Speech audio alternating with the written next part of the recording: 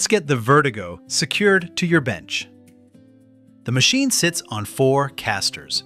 To lock it in place, remove the side panels.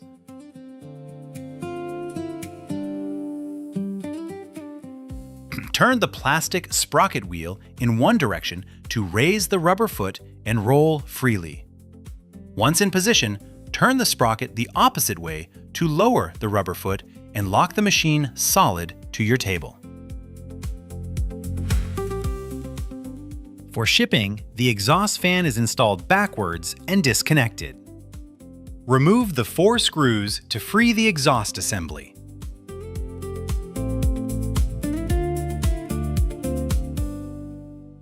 Plug the fan into the internal wire connector as shown.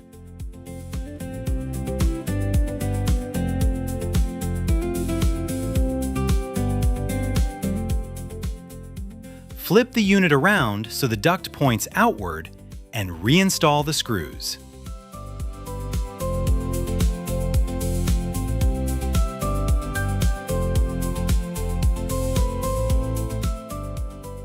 While you're at the back, you can use the included key to unlock the rear door. This gives you access to your RF tube, beam expander, first mirror, and the red dot diode. Let's get familiar with the ports on the back. Here, you'll find the main power socket with the main on and off switch, an Ethernet port, and a USB port. Connect the power cord that came with your VertiGo, but don't power on the machine just yet. Before we power anything on, open the main front door and cut the zip ties securing the laser head for transit. Once the head is free, locate the emergency stop button. During shipping, this is usually engaged. Give it a twist until it pops out to enable power, and then flip the main switch.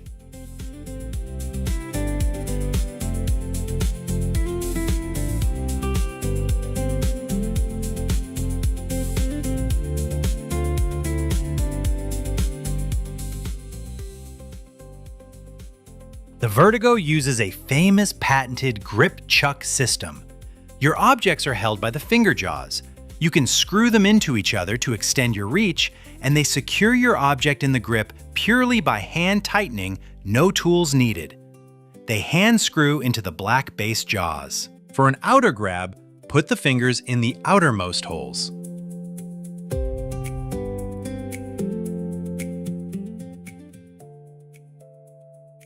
For an inside grab, choose the position based on the size of the tumbler. On smaller tumblers, use the middle holes and let the cup rest against the edge of the base jaw.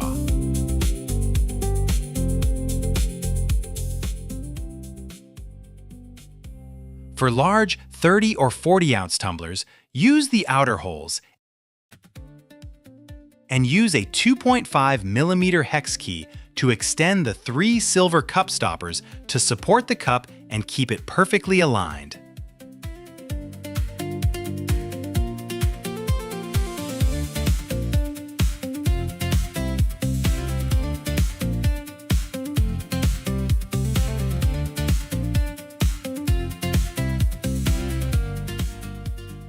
To attach the extended jaws for oversized items, unscrew the finger jaws first.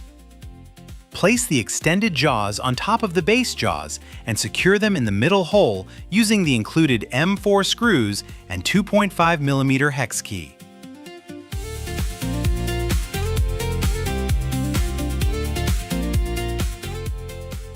Then reinstall your finger jaws.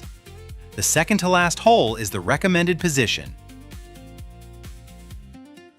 This setup is perfect for dog bowls or even a teapot. If you are engraving a tapered object like a dog bowl, it must be perfectly level to the laser. Secure the bowl, then place your included bubble level tool on the side, as shown, and tilt the grip until the bubble is centered.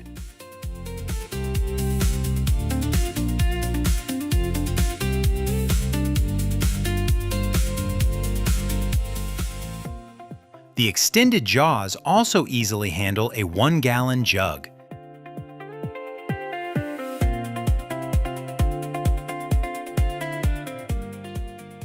it will autofocus too. A critical warning: extended jaws can hit the main gantry post or the laser head can crash into them. Always rotate the grip to position the jaws out of the way before moving the laser head down or autofocusing. Use your touch panel arrows to move the laser head, rotate the grip, and move the focusing axis.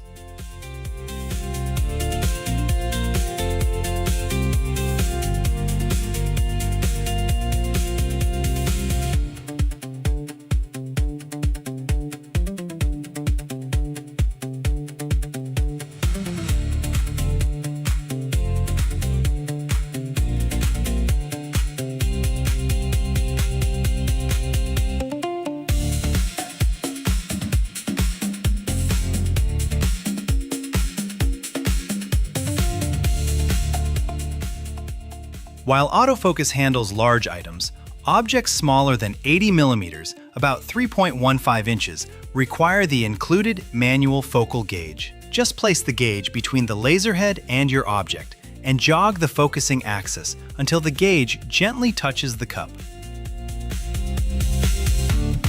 The VertiGo connects via USB or over the network via Wi-Fi or Ethernet, with Wi-Fi active by default. The easiest option is to connect your computer to the VertiGo with a USB cable. If you need to use Ethernet, you'll need to power off and unplug the machine, then open this side cover and press the toggle button. Once connected, check your touch panel menu to view your IP address.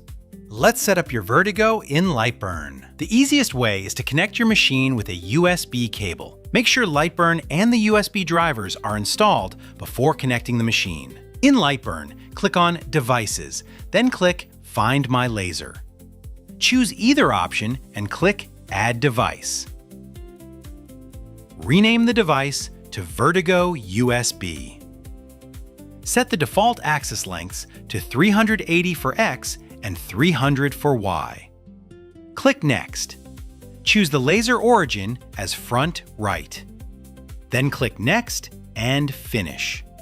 For Wi-Fi setup, first connect your computer to the VertiGo's Wi-Fi hotspot. Look for a network called VertiGo Hotspot, followed by some numbers. The default password is 12345678. Keep in mind that once you connect to the laser, you'll lose your internet connection and your normal office or home Wi-Fi. In Lightburn, click Devices, then Create Manually and choose a Ruida controller. Choose Ethernet/UDP on this screen, then click Next. Enter the IP address of your machine here. You can find it on the control panel of your VertiGo by going to Settings, then IP. You can also change it there if needed. Click Next. Name your device whatever you like. For example, VertiGoNet. Set the default axis lengths to 380 for X and 300 for Y. Choose the laser origin as front right. Then click Next and Finish. Wired Ethernet setup is almost identical to Wi-Fi. Now that your device is set up, connect to it and double-check your rotary settings. Rotary should be set to chuck, enabled, and steps per rotation should be set to 30,000. You should never need to touch these settings again, except for the diameter. The diameter should match the actual diameter of the cup you're engraving, so don't forget to change it when switching tumblers. Here's one more thing to remember. Because Lightburn wasn't designed for vertical lasers, you'll need to orient your graphics sideways. If your cup is mounted standing up, rotate your design 90 degrees. If it's mounted upside down, rotate it to -90 degrees. For your engraving settings, the VertiGo uses a 2.5-inch lens, so keep your interval at 0.08 millimeters. A safe starting point is 300 millimeters per second at 40% power. For a faster balanced burn, try 500 millimeters per second at 50% power. But for tough colors, slow it down and increase the power. Finally, if your engraving comes out smaller than expected despite correct settings, change your layer's scan angle to -180 degrees. Ready for your first engraving? Do you have your own logo you want to engrave? Or, for simplicity, would you like to follow along using ours? It's up to you. Find a tumbler you'd like to engrave and use something you're not afraid to ruin. It doesn't have to be new. We're learning after all. I'm going to use this 30-ounce black tumbler. As you can see, it has different diameters on the top and bottom, and it's slightly tapered. A great example for learning. First, we're going to measure the diameter of the area you want to engrave. I like to use this top portion, which has a diameter of 100 millimeters, about 4 inches. Here's the first tip. Unless you're doing full wraps, the exact diameter is not that important.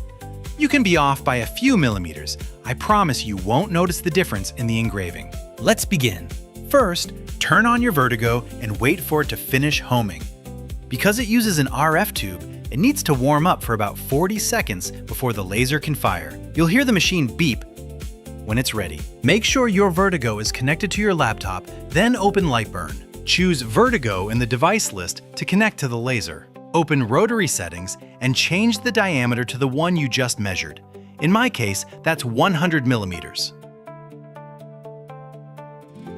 Now, import or open your graphic. I usually like to check the area where I want to engrave the logo first. It looks like we can fit a fairly tall logo here. Our logo is about 50 millimeters tall, just under 2 inches. So, it looks like we're good to go. Because we're engraving this cup standing upright, you'll need to rotate your design 90 degrees or to the right.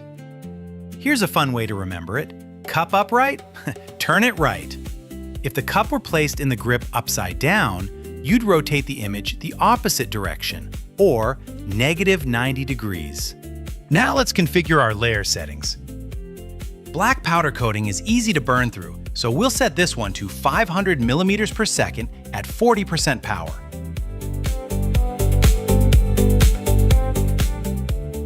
Because we're using a 2.5-inch lens, we'll set the interval to 0.08 millimeters, which is a little over 300 dpi.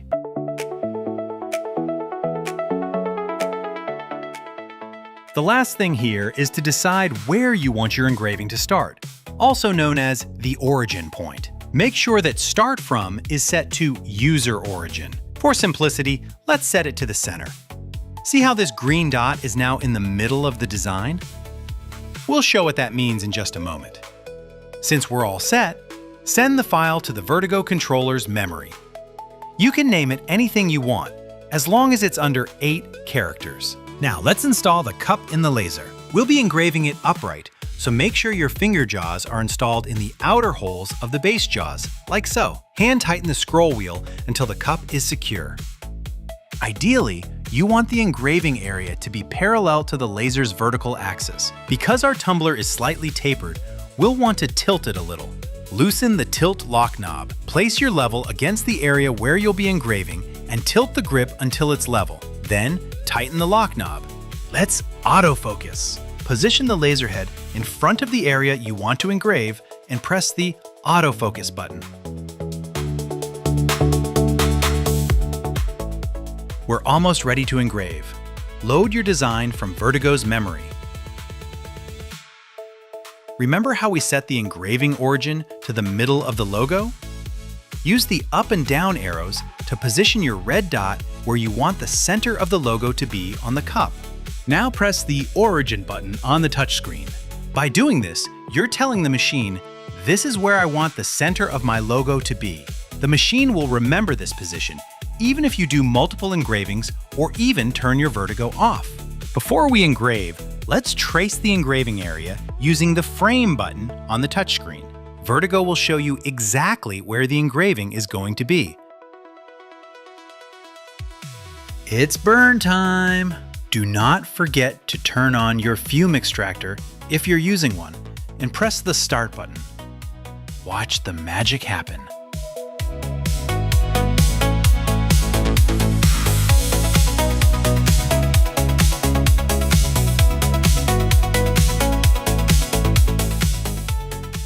This came out great! Let's clean the burned soot off the cup and dry it off. Congratulations! Your first engraving is a success.